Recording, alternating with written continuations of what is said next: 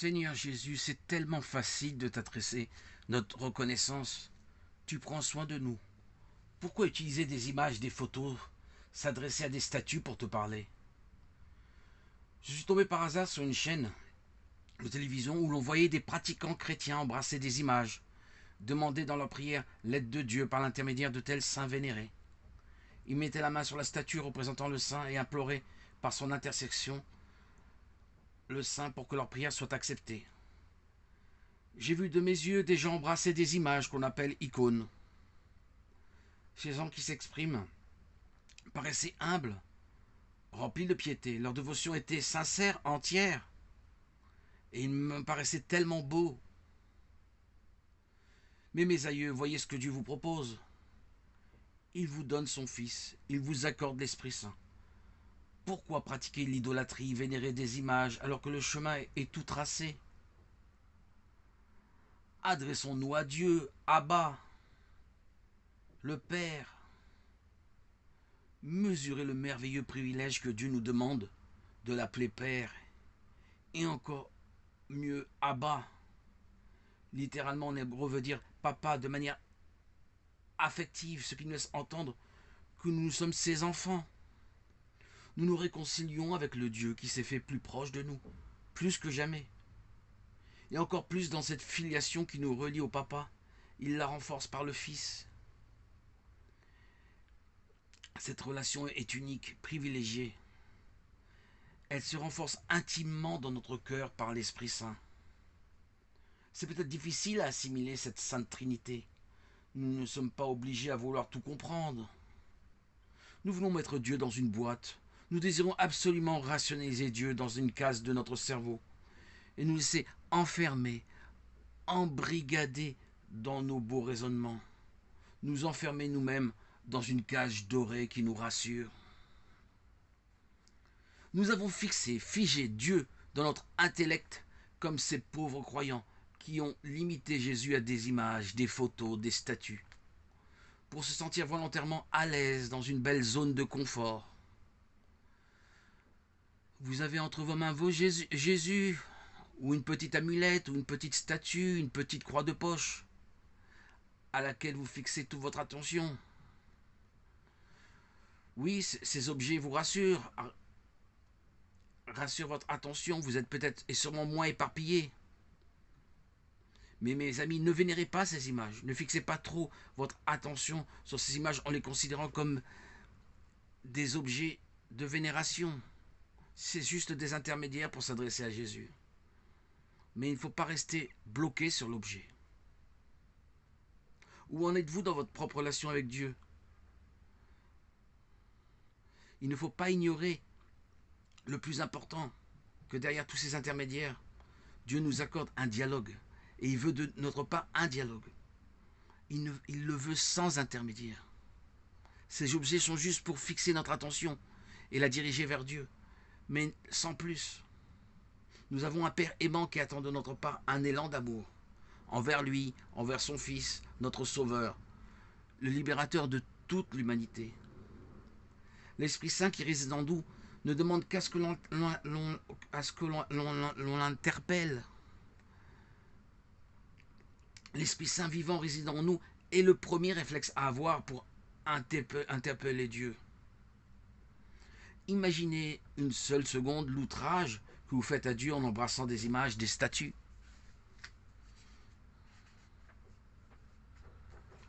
Et vous désirez réclamer la réconciliation avec votre Père. En fait, frères et sœurs, vous faites barrage à Dieu par votre idolâtrie. Vous êtes trop centré sur cet objet, sur cet intermédiaire. Vous avez oublié le dialogue direct avec Dieu. Vous espérez en toute confiance qu'il va vous délivrer de vos tourments. Mais vous vous enchaînez vous-même à des forces démoniaques idolâtres. Vous ne pouvez recevoir la grâce de Dieu. Ce n'est pas nécessaire d'utiliser une image. Se retrouver dans une chambre close où se trouve un serpent venimeux mortel, voilà. Dans la situation où vous vous trouvez, vous ressentez aucune paix intérieure, vous êtes divisé profondément intérieurement. Vous ne pouvez pas avoir une idole dans votre main droite et de votre bouche dialoguer avec Dieu. Vous êtes en présence de ces serpents. Vous implorez Dieu de votre bouche et vous tenez entre vos mains le serpent qui désire votre mort. Renoncez à ces objets, à ces veaux d'or qui gâchent notre liberté.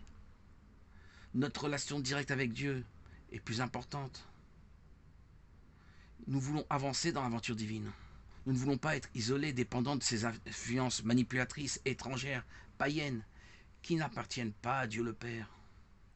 Nous avons une filiation spirituelle avec le Père, le Fils, le Saint-Esprit. Cela s'appelle la Sainte Trinité. C'est un mystère aujourd'hui, encore pour beaucoup, que Dieu, un, unique, se manifeste de trois manières différentes, en tant que Père, Fils et Saint-Esprit. Qu'importe que vous ne compreniez pas, ou que vous comprenez, vous voulez être Dieu, pour pouvoir tout expliquer, tout comprendre, tout rationaliser. Un peu d'humilité, s'il vous plaît. Laissez votre arrogance, votre orgueil de côté. Entrer dans ce mystère, c'est entrer dans un labyrinthe sans sortie, c'est pénétrer dans une impasse sans avoir aucune possibilité de revenir sur ses pas. C'est tomber dans une folie, dans un gouffre sans fond. Seule la foi, la simplicité pure, l'honnêteté de voir et réaliser que cela n'est pas accessible à notre compréhension humaine. Nous ne pouvons indéfiniment chercher à être souverains, saisir tout, vouloir absolument être le maître, le gouverneur sur notre intellect. Dans notre orgueil, nous avons oublié, nous n'avons pas eu la présence d'esprit, que nous avons idolâtré notre intellect, notre intelligence, qui lui-même a fait muraille, obstacle entre nous, nous-mêmes et Dieu. Nous sommes devenus borgnes, notre vision de Dieu est tordue, éméchée. Notre orgueil a été comme pour ces adorateurs d'images, un intermédiaire qui nous empêche de nous approcher de Dieu avec un cœur simple.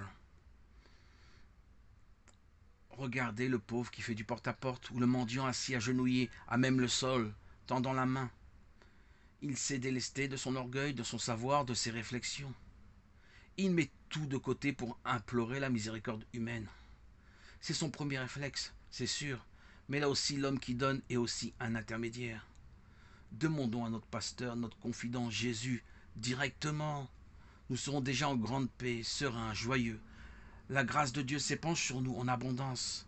La réalité est que seule notre foi simple, pure, peut nous amener à la révélation de ce mystère de la Sainte Trinité. Cette révélation s'intègre en nous simplement. Nous avons la certitude par l'Esprit Saint qui fait corps avec nous que Dieu ne peut nous tromper. Soyons dans la simple foi virginale, puisque la Sainte Trinité est la vérité unique. Non, pas comme dit l'expression chercher midi à 14h. Notre foi doit se satisfaire que Dieu est le maître de notre âme. C'est lui notre gouverneur, notre souverain, qui a domination sur nous dans la grâce, l'amour. Nous devons de nous consolider, de nous édifier dans cette confiance pure, simple, ordinaire, vierge de toute complication intellectuelle. Tel un pauvre qui remet son âme entre les mains de Jésus, le Fils qui s'est fait proche de nous, de l'Esprit Saint. Quel bonheur de se contenter de cet état d'âme pur, naturel, originel. Le pauvre est l'image, le composant important à incarner pour entrer en fusion directe, simple avec Dieu. Cette perception du pauvre, de l'enfant qui demande au papa de l'aider, c'est magnifique. On évite toute hésitation, toute récitation rituelle, sans fin, qui nous font perdre toute relation directe, sincère avec Dieu. Oh papa, éloigne de nous tout intermédiaire, idolâtrie, photo, connaissances superflues, réflexions stériles, qui m'empêchent de t'adresser ma gratitude naturellement. Ces intermédiaires dénaturent notre relation, l'empoisonnent et emprisonnent nos cœurs dans des boîtes, comme nous emprisonnons notre âme, notre cerveau dans des cages. Nous avons emménagé nos propres cages intérieures dans notre cerveau, de tous les superflus dont nous accablent ces soi-disant représentants de Dieu, que j'appelle, et cela n'engage que moi, des représentants de l'égarement. C'est d'ailleurs très connu, les dictateurs les plus connus divisent pour mieux régner. Le diable, maître par excellence de la division, père du mensonge, garde son arme en main pour maintenir notre cœur dans un désert aride, sec, coupé de toute vie divine. Il s'établit comme l'intermédiaire par lequel il faut passer pour parler à Dieu. Il se déguise en ange de lumière et propose à tout va de nouvelles photos, de nouvelles images de saints, de nouvelles statues représentant des saints, et des fidèles adorateurs de Dieu deviennent de fidèles adorateurs de statues, de photos. Pour être un peu cru en utilisant ces intermédiaires, ils sont inconsciemment adorateurs du diable. Honnêtement, eux-mêmes n'ont pas eu sans vouloir. Ils sont inconsciemment tributaires, soumis aux mensonges. Ils n'ont pas su. Ils sont soumis à ces mensonges millénaires qu'on leur a inculqués depuis leur jeune âge. Leur conscience est sapée, paralysée, bloquée, fixée, figée, limitée à des cadres, à des obligations, des dogmes, des rites, des cultes, des rituels qui leur paraissent saintes.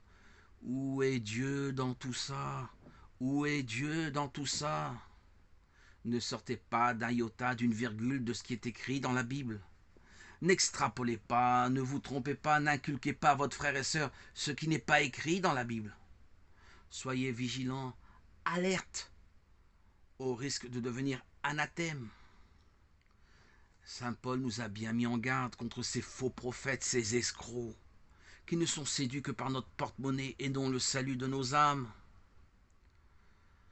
En ce qui me concerne, je ne crains rien, je ne m'appartiens à aucune église, je n'ai aucune religion officielle, si ce n'est la Bible, dans son intégralité, transmise par nos saints apôtres.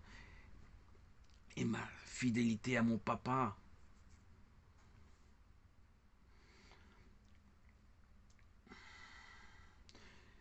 Mon papa qui m'a conduit à destination.